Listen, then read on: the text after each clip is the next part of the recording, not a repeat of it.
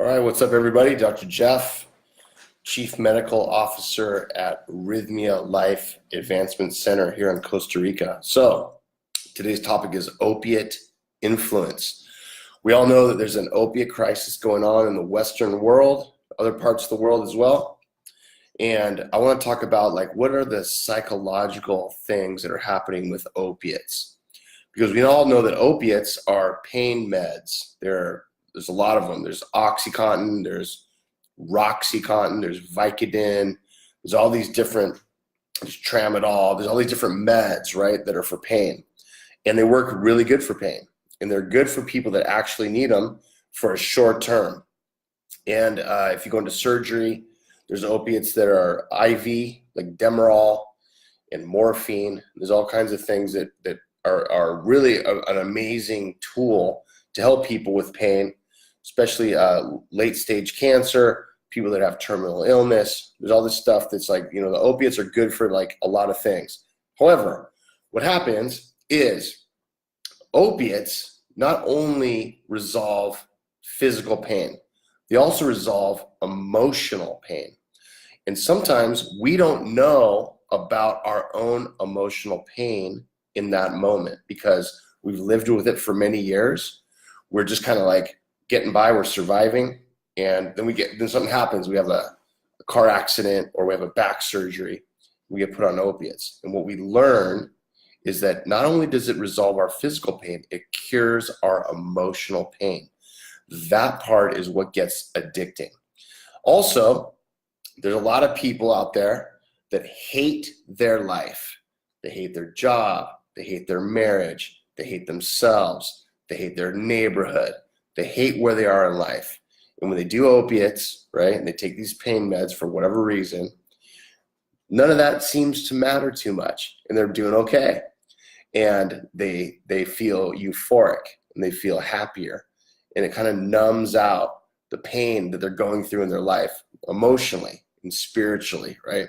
So how do we resolve this opiate crisis that's going on in the US? Well, we all know, I've talked about this before. We all know that the pharmaceutical industry, especially the companies that make these opiates, have not one care in the world for you. They are trying to make money and they want to lobby, right? They want to lobby the AMA, the FDA, and other government agencies to prevent cannabis from happening, to prevent holistic remedies from happening, to prevent plant medicine from happening, to prevent all kinds of things from happening, because they want you guys to be on these opiates and to stay numb and to get addicted. Because this is $1 billion industry, $1 trillion. I don't know if it's trillion, but it's $1 billion industry. And once people that have, these, there's fentanyl patches, right? Fentanyl. I had a patient that used to fold up 4 fentanyl patches and chew on them, right? That would kill most people. It would actually probably kill a horse, but his tolerance was so high. That's what he needed, And what's going on, right, with the pharmaceutical industries is that they would like you guys to be hooked on these things because it just causes all this cycle of you got to see your doctor, you got to get these meds, you got to do, I worked with people that would score OxyContin off of people that were in retirement homes, so the elderly.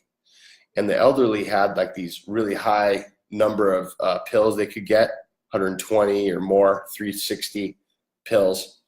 And the people in the home health care or in the geriatric homes would take a few because they needed them for their elderly stuff they're dealing with.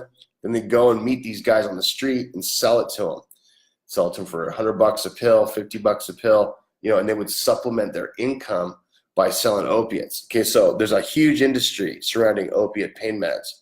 And let's look at the bottom line, right? Okay, so if people are emotionally unhappy and they're not satisfied with their lifestyle and they do opiates and they feel hey, nothing's really that big of a deal, everything seems okay, I can get through this, I feel euphoric, I'm numbing out, I can, the problem is that these opiates lock into your system because we all have natural opiate receptors. We have natural ones and we have a natural opiate. If I cut my finger, it hurts for maybe 30 seconds, then all of a sudden it doesn't hurt anymore. That's because my own natural opiates got released into my bloodstream and they binded to the opiate receptors. And then my pain is less. So what happens is people that take opiates, all these opiate receptors that we have naturally get satisfied. And because the body is in a homeostasis sort of phase all the time to get a balance, the body goes, I don't need all these opiate receptors because I'm getting this flood of opiates. So I'm going to fold away some of these opiate receptors. I don't need as many. So there's not as many available. And then that's why people need to take more and more and more, because they're trying to hit all these opiate receptors that are still left. And then when a person tries to get clean, they stop. There's only a few opiate receptors available, and that is called withdrawal.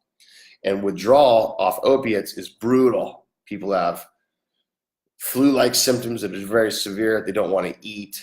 They are vomiting. They have diarrhea. It's not pretty. I've seen it many times. It's not pretty. And then what happens is through withdrawal over time, sometimes it takes up to 18 months, the opiate receptors that folded away because there's homeostasis trying to occur, they slowly come back out, and then the person's through it and they feel balanced again and more normal. Okay, so we all know there's been some recent court cases where a lot of the doctors or the scientists that were involved with these pharmaceutical companies are going to jail, they're getting arrested. That's just like throwing a bone to the public. Look, we're doing something. Okay, the bottom line is there's all these opiates still available. And if the reason for the opiate abuse and the opiate crisis, right, in the world is because people are unhappy, then we need to look at how do you get happy? How do you feel that you can move past whatever it is you're dealing with and plug into yourself? This is the way you do it, okay? There's mindfulness techniques. There's trauma therapy.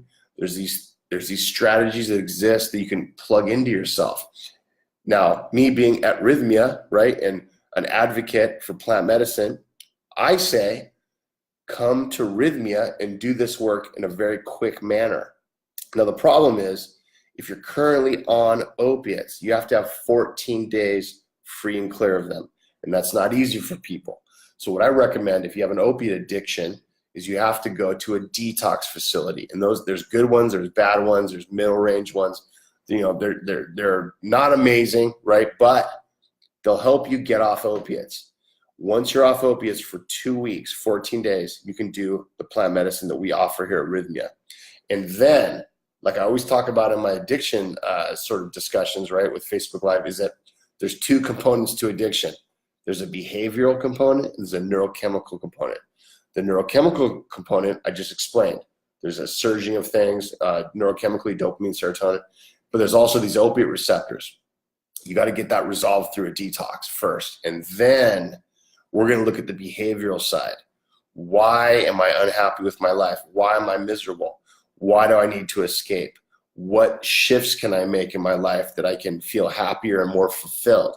How can I plug into myself to be connected to my family and to be, present with my friends and choose things that I really like to do that are helpful to the world and helpful to me and helpful to my kids and all that, right? So there's two sort of sides to addiction, behavioral and neurochemical, right? Biological and behavioral. So the opiate influence that's going on is a result of the Western world's sort of state of mind. We're all unhappy with a lot of things. The government in the West is not easy. Our family dynamic often is not easy. Our job situation, our economic situation is not easy. So I'm going to get a break from it. I'm going to take a few of these pills and I don't have to worry. I don't really care. I can just chill and numb out and just relax. Okay, so that's not being present.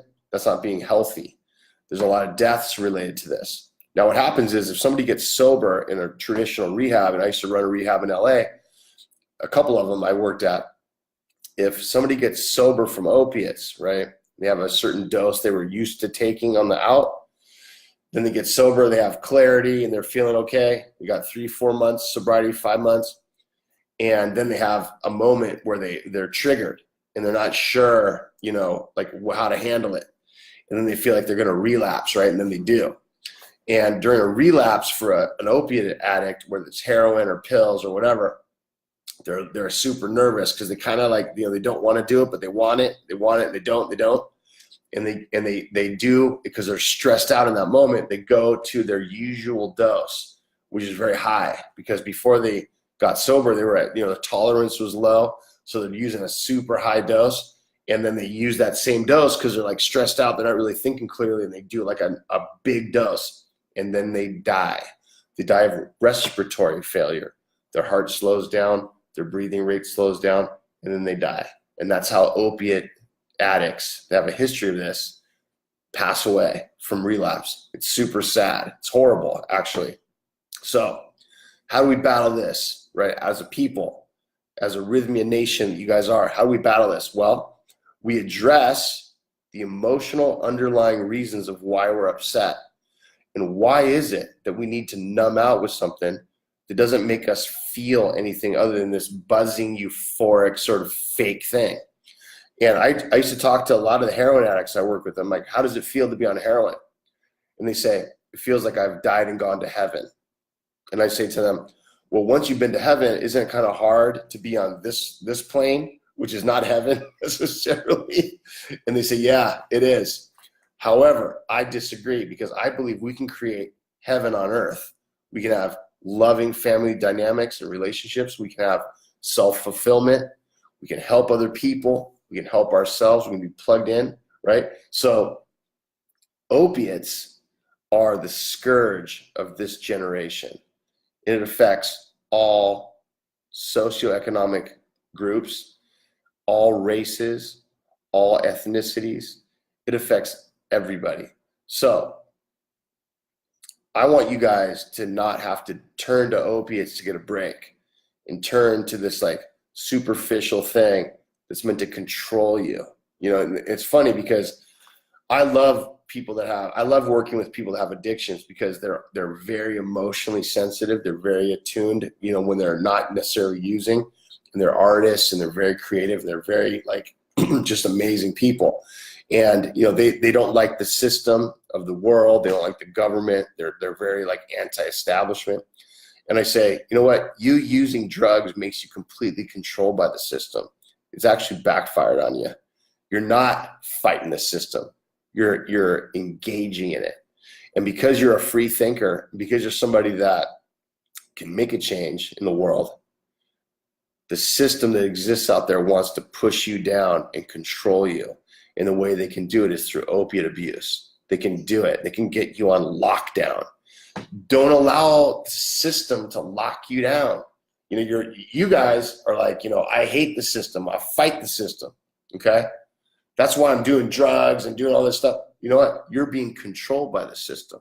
The system is screwing you, right? To shut you down so you don't have a voice. You don't have your own personal initiative to make a shift, right? So let's break this. Come to Rythmia, knock it out, get back on track with who you are as a person. Behaviorally, we can resolve that here, and neurochemically, we can resolve that here. Go detox, taper off these meds, go through a detox protocol, get 14 days free and clear.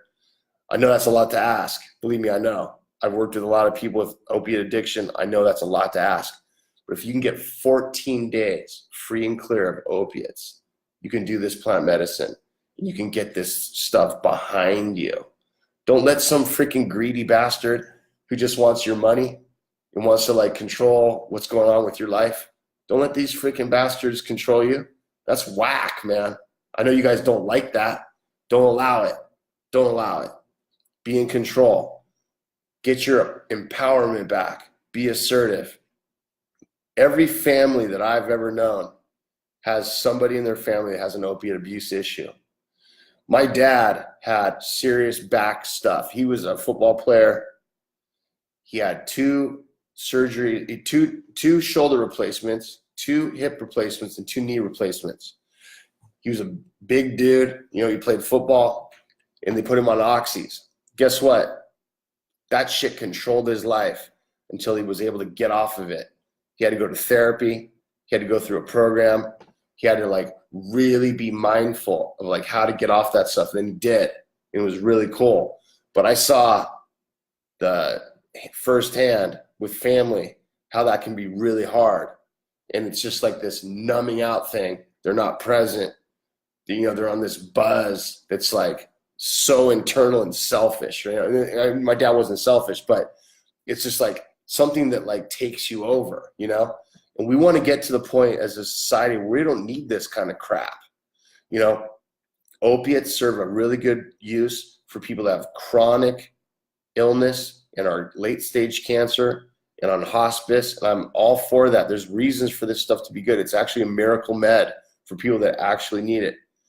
95 or more percent of the people that are on it do not need them. Okay, do not need them. Also, not to mention the fact that if you have an opiate addiction and you get in an accident, and you got to go to the ER and they got to have to give you opiates to do a surgery or fix whatever's going on, your tolerance is so high that you're going to feel that pain and you can't even numb anything because your tolerance is so high. There's like this dose that's like through the roof that you can't even take. And the doctors, by the way, props to the ER docs. You guys are super pissed when this happens because the person is screaming, they're in pain, you're giving them tons of morphine, tons of Demerol, and they can't even like, they're still feeling the pain because they have an opiate addiction. Their tolerance is so high they can't resolve the pain. Don't be that person. Don't have an emergency situation happen and you can't get pain relief. Okay, so that's another good reason not to do opiates. Okay, I can list a million. Opiates have destroyed lives and destroyed individuals and families. Don't let this be you. Come to Rythmia, check out what we're doing. Let's get this behavioral thing knocked out. Why you're using, why you're going this road, right? Let's take away the money from these bastards who live in these freaking mansions who don't even care about you, who are just trying to make money at your expense and your health and your life and your family's happiness. Let's get these dudes out of freaking power, man. Let's freaking move these cats the hell out because they don't deserve it. They're corporate drug dealers and they only care about their own pocketbook and their own power and their own greed. Screw that. Screw that. No way, man. I'm here to fight those bastards. They're out. Let's get this handled, guys. Come to Rythmia and check out what we're doing. We have a lot of people that come that have a history of opiate addiction and also from pain management addiction. We have a ton of people every week that have this issue. They got off them for 14 days. They came. They did really well. They didn't go back to them. Stop using opiates if you do not need them and it's not in your sort of health profile. Let's do this. All right, you guys. Thanks for watching. See you next Monday night. Pura vida from Rythmia. Aloha. Pura vida.